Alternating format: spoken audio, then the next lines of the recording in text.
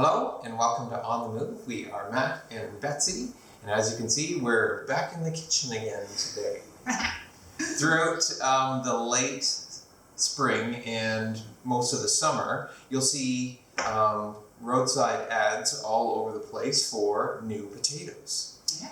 And I always, coming here, I'm going to show my ignorance here, I thought new potatoes, does that just mean new this year, that they weren't in storage forever? We've got fresh ones. But we've now learned that no, new potatoes are a very certain type of potato. And I think... Oh, we did? I don't know. Okay. Well, I still thought they were just new potatoes. Well, new as in the fact, I think they are young potatoes. Young potatoes. Young potatoes. So we have here today for you some new potatoes. Yep. And they are of the Irish cobbler variety. Growing up, this is not a variety that we had access to. Not very, no, I don't think so. No. Because the fact that I didn't know the name of it tells me that we didn't. So Yeah. I grew up knowing, I think it was called Golden Yukon. Yeah. Those are the really yellow ones. Yeah. Russet. Russet. Those were for like baking potatoes. Was that what a baking potato Yeah. was? I was going to say a baking potato. Yeah. Which is quite large. Yeah. And then the red potatoes. Yeah, those are the ones that we had. So these here today, we went and got them. I got them at a vegetable and fruit roadside market, and you can see they're small, which makes sense because they're young things. They come first of all. So that's washed. Yeah, this is what it looks like initially here, and it was interesting washing them off. One of our friends said you don't even need to peel them. You could just roast them or do whatever you want with them. And now I understand why, because as you peel these, like I can actually wash them. Yeah, sorry. The peeling just rubs right off of them here. Now we're leaving a little bit of it on because Yeah. we're not afraid of that. I don't mind a little texture in my potato, so that's all right. Told when I was younger that lots of the nutrition and vitamins were in the peel. Whether that's... I don't know if that's true. I don't know. That sounds like a parent thing. Yeah. Anyway, doesn't really matter. I grew up with my mom, so like Sunday special potatoes were what you would call whipped potatoes. I called them mashed, but you saw what was done to them. Yeah. And they were basically whipped with milk and butter, maybe cream and butter, with an actual like blender. No, not a blender. Pardon me, hand mixer. Sometimes a blender though. I think I've seen your mother put them in a blender. No, I don't. She'll have to correct us. Yeah, I don't think so. You tell us, Mom, because we could be totally Although wrong. they might, I would think they'd get too gummy if you put them in a blender. Yeah. You've seen me do it for a base of a potato soup to give it a quick zip. Yeah. But that's it. Anyway, let's stop arguing about what our talents were. So we're going to do potatoes two ways for you today. I'm going to do a rustic mash with this group here, and Betsy's going to take the even tinier ones, and you're going to do We'll find them. A roasted one, right?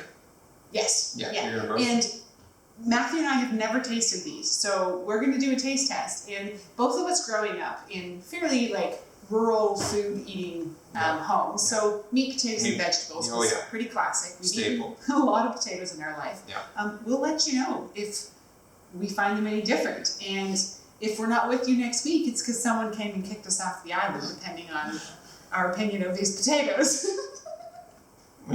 So I'm going to start with mashed. I'm going to take a pot of water, and I'm going to add salt to it, probably about a tablespoon or more. Potatoes and salt. Potatoes need salt. Potatoes need salt. They really do. And even needs a salted water. So I'm going to add salt to my water first for these guys, and then I'm going to... Don't go too far with it. Dump them in, sorry. Yeah. And then I'm going to start by just boiling these to see what happens with them so I can get them tender for mashing purposes. So I'm going to throw that on the stove on high and then maybe turn it down when it starts to boil. And we'll see how long it takes. I'm guessing maybe 10 to 15 minutes. Nice. While Matthew is prepping those potatoes on the stove, I have taken the smaller ones that were in the bag, so a little tinier. One thing I'm noticing as I'm handling them, they are hard. Oh, yeah. Like, they're not soft potatoes that have been sitting around. So they're definitely harder than what we've been eating the last couple of weeks, which I do have to confess, I saw Matthew go out the door this morning. So we had a box of potatoes that we collected last fall, and more than we can eat. The truth is, we don't actually eat that many potatoes anymore because Matthew and I ate a lot of them growing up. I just don't crave them as much. and we have our oldest daughter who like will not eat them. She's pretty good about like accommodating us, even though she's a touch of a picky eater, but potatoes like over the line. Yeah. So basically it comes down to our youngest daughter who absolutely loves potatoes. So she's very much looking forward to lunch today, where she's gonna have a couple options. Anyway, we didn't quite eat them fast enough. So they kind of got left in the basement, clearly too much light exposure. Definitely. And Matthew went out the door carrying what looked like a box of some seriously strange alien matter. They had begun to sprout in like, begun is an exaggeration. No. They'd been sprouting for most of the winter, so they had like foot long. If you've never seen potatoes sprouts, it's quite gnarly. Anyway, so they went out, old potatoes out, new potatoes in. So I'm just going to do a little bit of oil, olive oil. Yeah, I'd say with the oil, we'll toss on that first. Yeah. Yes, I'm being a little bit generous with it, but I like them to have a little bit of a crispy crunch to them. Again, we're going to go with some salt and not be afraid. Because I won't salt them afterwards. Okay. We'll see. I'll give them a test. I would wait with the rosemary. For what? No? You're going to put it in there? Yeah. Okay. I'd put the rosemary on when they're on the tray. Oh, this is what happens when Matthew and I get in the kitchen. He does it one way, I do it another. You can do the same with peppers too? Yep. Okay. It all goes on. I don't need to like baby these things, mix it all up, put them on. No, I'd put them on the tray and I'd put this on there. Oh, I had a small one set aside somewhere. It's on the counter over there. More pepper. Oh, more pepper. Just can't leave it alone. It's okay. I don't mind his help because the truth is, in the end, the food does taste better. Good? Yeah, grab the little one. Okay. We'll put those on the little pan. And pop those into. And I won't bother you showing you because you don't need to necessarily watch how we prep the rest of lunch, but I'm doing up some President's Choice sausages with these. Just some really basic.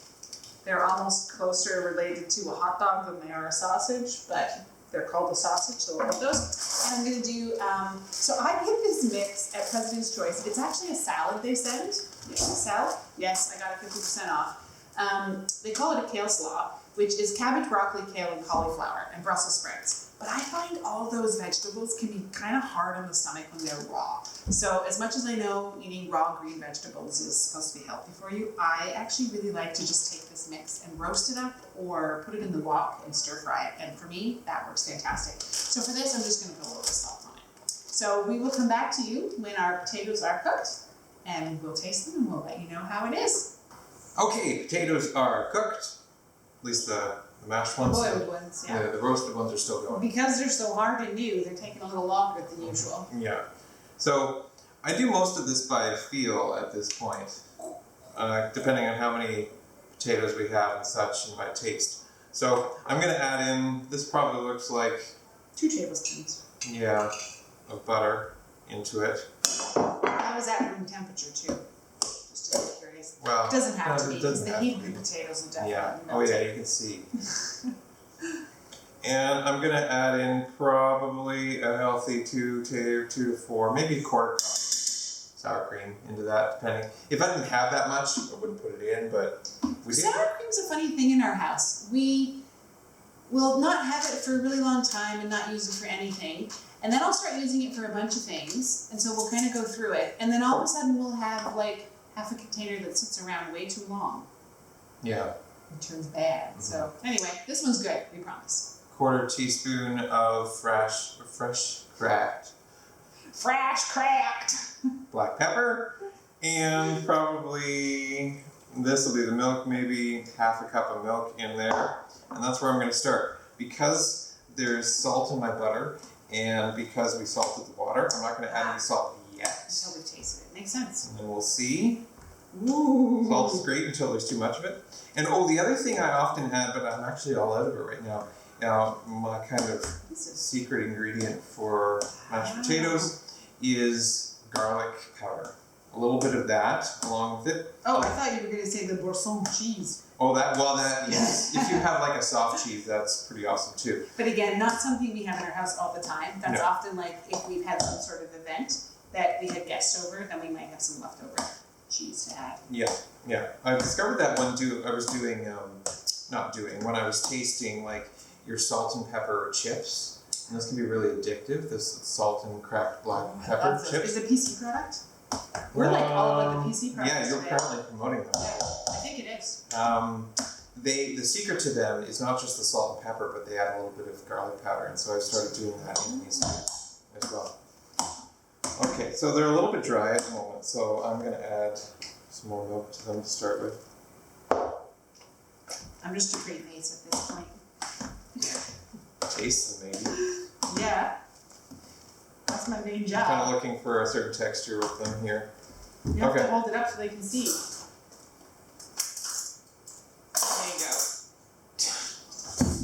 With it in there. Okay. We shall not hold it over our head to find out. No. You do that with like. It was hot.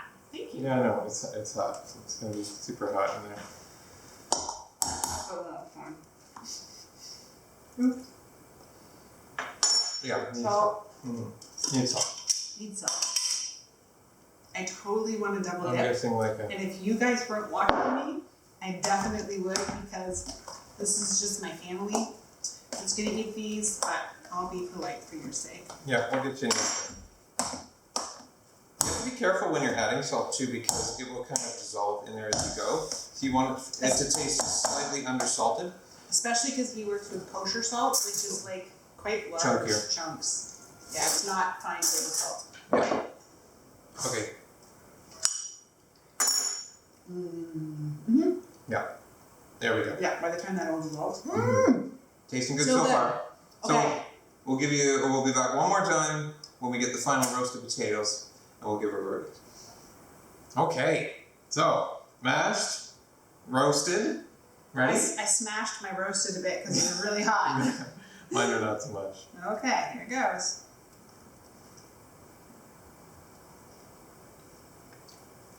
I like the starch level in mine. Mm-hmm. It's good. It's good. Yeah? Go ahead, careful, it'll be hot when they burst open. So, delicious, but I think I'm an all-around Canadian girl, and potatoes have been part of my repertoire for a good portion of my life, and although delicious, I can't say that I'm necessarily detecting a certain level of amazingness. It's good. I'm impressed because it's got it's fairly You go thin. ahead, you talk it up. You keep us here on the island. It's fairly thin skin on it, which is nice, but it's also very crisp. And then you get a nice creamy texture because we didn't do anything else to those. True, and a good portion of what I would call the peel came off, so it's nice that they're still crisped. Yeah. Like my mashed potatoes are good, but I don't think I need to do that with a new potato. I think because you went and buried all I'm that. lost. Yeah. So I think this is what we were told to do, and I agree. This is what you do. Yeah. Just roast it up nice. So if you find new potatoes, definitely try them out. And if you're on the island here anytime, like late spring to the middle to even late summer, get some new potatoes. So thanks for watching. Take care. We'll see you again soon.